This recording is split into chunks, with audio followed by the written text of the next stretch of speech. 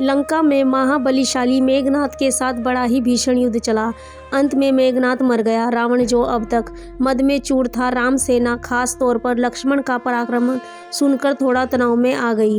रावण को कुछ दुखी देखकर रावण की मां केकसी ने उसके पाताल में बसे 2 भाइये अहिरावण और महिरावण की याद दिलाई। रावण को याद आया कि यह दोनों तो उसके बचपन के मित्र रहे हैं। लंका का राजा बनने के बाद उनकी सुध ही नहीं रही थी। रावण यह भली प्रकार जानता था कि अहिरावण व महिरावण तंत्र मंत्र में महापंडित, जादू टोने के धनी और महाकामाक्षा के परम भक्त थे।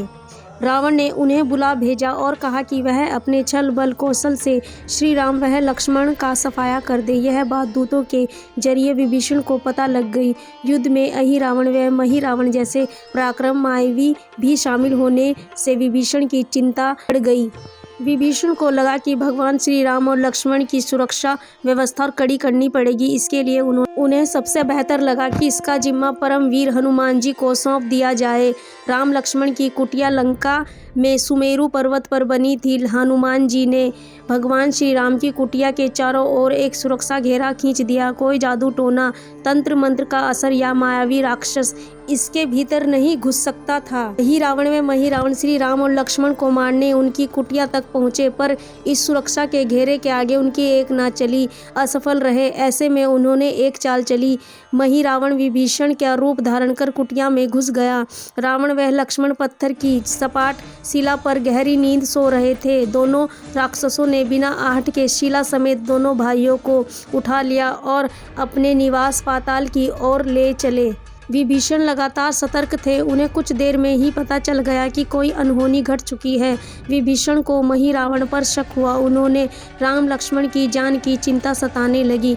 विभीषण ने हनुमान जी को महिरावण के बारे में बताते हुए कहा कि वह उसका पीछा करें। लंका में अपने रूप में घूमना राम भक्त हनुमान के लिए ठीक न था, सो उन्होंने पक्षी का रूप धारण कर लिया और पक्षी के रूप में ही निकुंभला नगर पहुंच गए। निकुंभला नगरी में पक्षी रूप धारण कर हनुमान जी ने कबूतर और कबूतरी को आपस में बतियाते हुए सुना। कबूतर और कबूतरी से कह रहा था कि अब रावण की जीत पक्की है।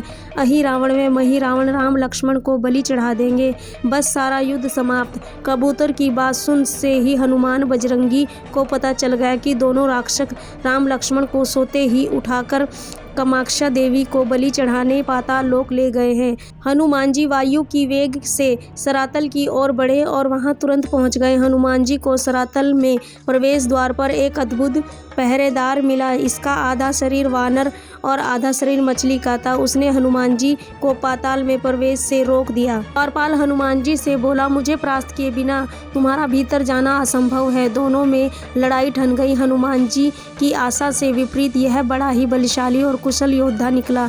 दोनों ही बड़े बलशाली थे। दोनों में बहुत भयंकर युद्ध हुआ, परंतु वह बजरंग बली के आगे ना टिक सका। आखिरकार हनुमान जी ने उसे हरा तो दिया, परंतु द्वारपाल की प्रशंसा करने से नहीं रुक सके।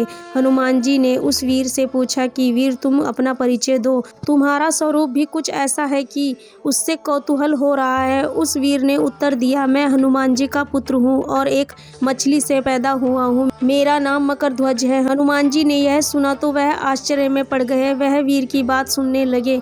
मकरध्वज ने कहा, लंका दहन के बाद हनुमान जी समुद्र में अपनी अग्नि शांत करने पहुंचे। उनके शरीर के पसीने के रूप से तेज गिरा। उस समय मेरी माँ ने आहार के लिए मुंह खोला था। वह तेज मेरी माता ने अपने मुख में ले लिया। वह गर्भवती हो गई। उसी से मेरा जन्म हुआ। हनुमान जी ने जब यह सुना तो मकरध्वज को बताया कि वह ही हनुमान है।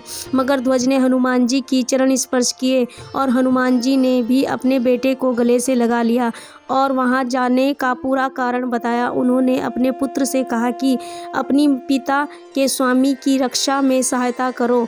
मकरध्वज ने हनुमान जी को बताया कि कुछ ही देर में राक्षस बलि देने के लिए आने वाले हैं। बेहतर होगा कि आप रूप बदलकर कामाक्षा के मंदिर जाकर बैठ जाएं। उनको सारी पूजा झरोके से करने को कहें।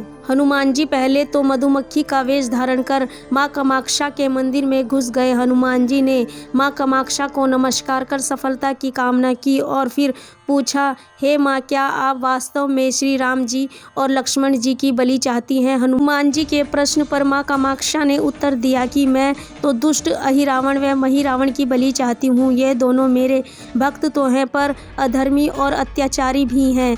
आप अपना प्रयत्न करो, सफल रहेंगे। मंदिर में 5 दिए जल रहे थे, अलग अलग दिशाओं और स्थान पर। माँ ने कहा, यह दीपक अहिरावण ने मेरी प्रशंसा के लिए जलाए हैं। जिस दिन एक साथ बुझा दिए जा सकेंगे, अतः उसका अंत सुनिश्चित हो जाएगा। इस बीच गाजे बाजे का शोर सुनाई पड़ने लगा। अहिरावण व महिरावण बलि चढ़ाने के लिए आ रहे थे। हनुमान जी ने माँ कामाक्षा का रूप धारण कर जब अहिरावण व महिरावण मंदिर में प्रवेश करने वाले ही थे, हनुमान जी का महिला स्वर गूंजा। हनुमान जी बोले, मैं कामाक्षा देवी हूँ और आज मेरी पूजा झरोके से करो।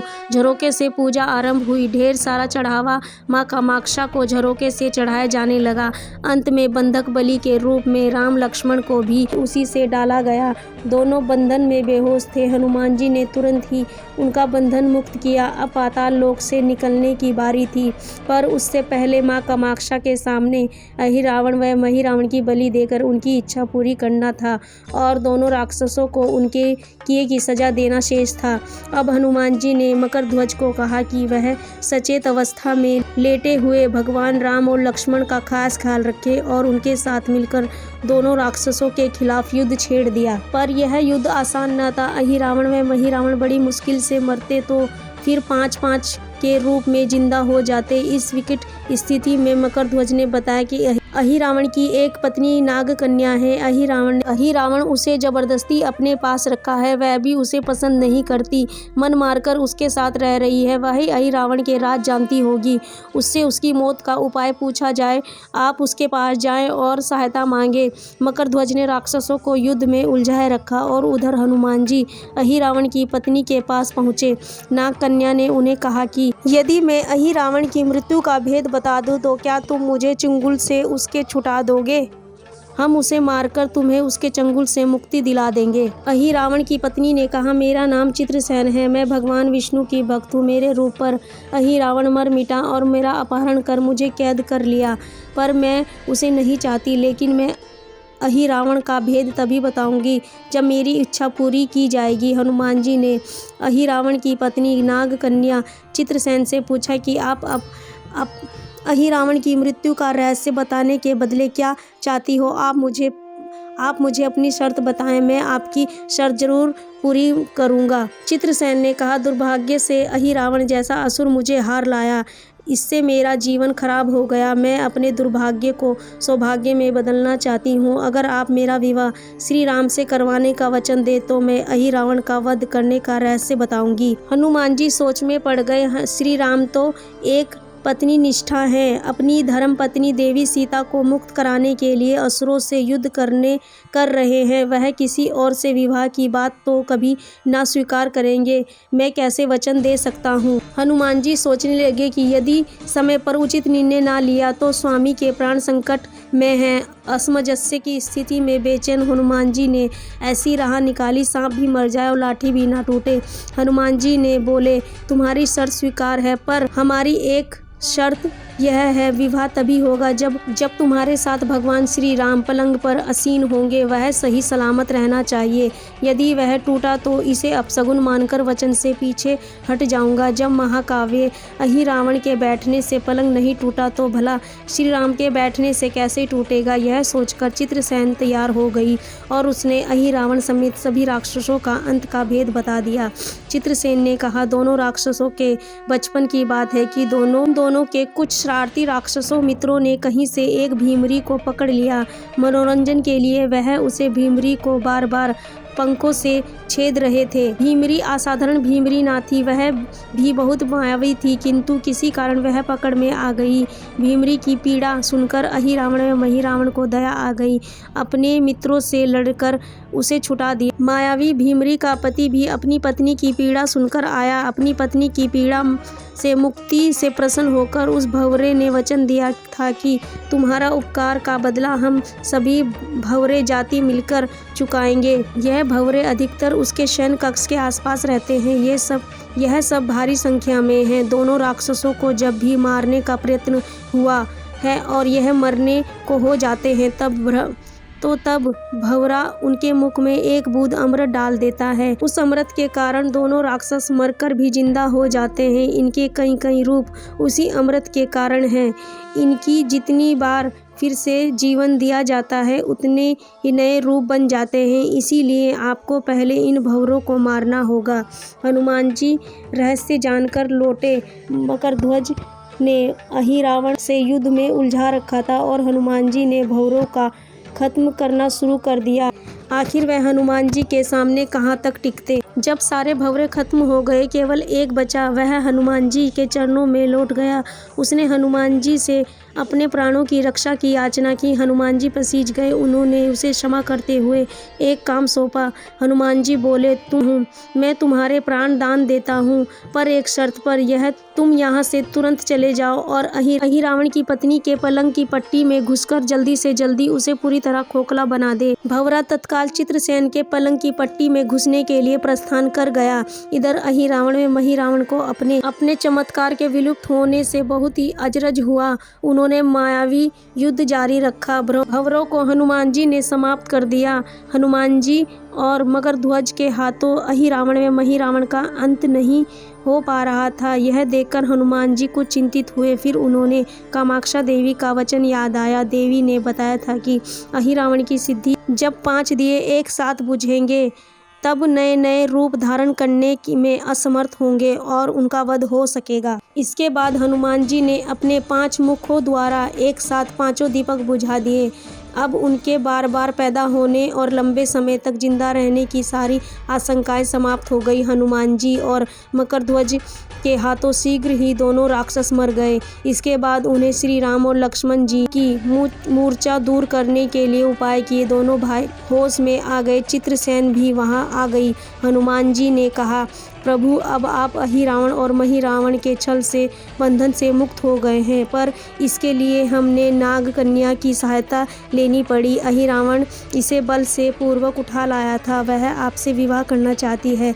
कृपा कर उससे विवाह करें, उसके साथ चले जाएं। इससे उसे भी मुक्ति मिलेगी। श्री राम जी हनुमान जी की बात सुनकर चकराए। इससे पहले कि वह कुछ कह पाते, हनुमान जी ने कह दिया कि भगवान, आप तो मुक्तिदाता हैं। रावण को मारने का भेद इसी ने बताया है। इसके बिना हम उसे मार कर आपको बचाने में असफल हो पाते। कृपा निधान इसे भी मुक्ति मिलनी चाहिए, परंतु आप चिंता ना करें। हम सब का जीवन बचाने वाले के प्रति बस इतना कीजिए कि आप इस पलंग पर बैठिए, बाकी काम मैं संपन्न करवा दूंगा। हनुमान जी इतनी तेजी से सारे कार्य करते जा रहे थे कि जिससे श्री राम और हनुमान जी दोनों में चिंता में पड़ गए। वह कोई कदम उठाते ही हनुमान जी ने भावावेश में प्रभु श्री राम की बाह पकड़कर चित्रसेन के उस सजे धजे विशाल पलंग पर बिठा दिया। श्री राम कुछ समझ पाते तभी पलंग की खोखली पट्टी चमरचरम करने लगी। पलंग धराशायी हो गया। चित्रसेन भी जमीन पर गिरी। हनुमान जी हंसते हुए फिर चित्रसेन से बोले, अब तुम्हारी शर्त तो पूरी नहीं हुई, इसलिए वह विवाह नहीं हो सकता। तुम मुक्त हो जाओ और तुम्हें तुम्हारे लोग भेजने का प्रबंध करते हैं। चित्रसेन समझ गई कि उसके साथ छल हुआ है।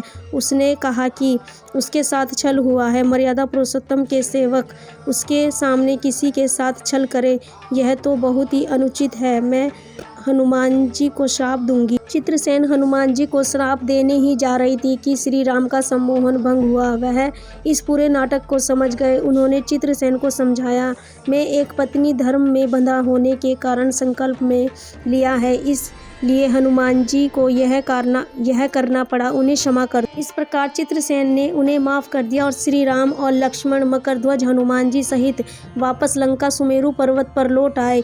स्कंद पुराण और आनंद रामायण के सारखंड की कथा है। तो दोस्तों आप लोगों को यह अद्भुत रोमांचक कथा कैसी लगी प्लीज़ कमेंट करके ज़रूर बताएं और कमेंट बॉक्स में जय श्री राम अवश्य लिखें। और आप लोग अगर हमारे चैनल पे न्यू हैं तो हमारे चैनल को लाइक करें, शेयर करें, कमेंट करें, सब्सक्राइब करें और हमें सपोर्ट करते रहें। सभी का दिल से धन्यवाद। महादेव आप सभी के कष्ट दूर करें। हर हर महादेव। सभी का दिल से थैंक यू।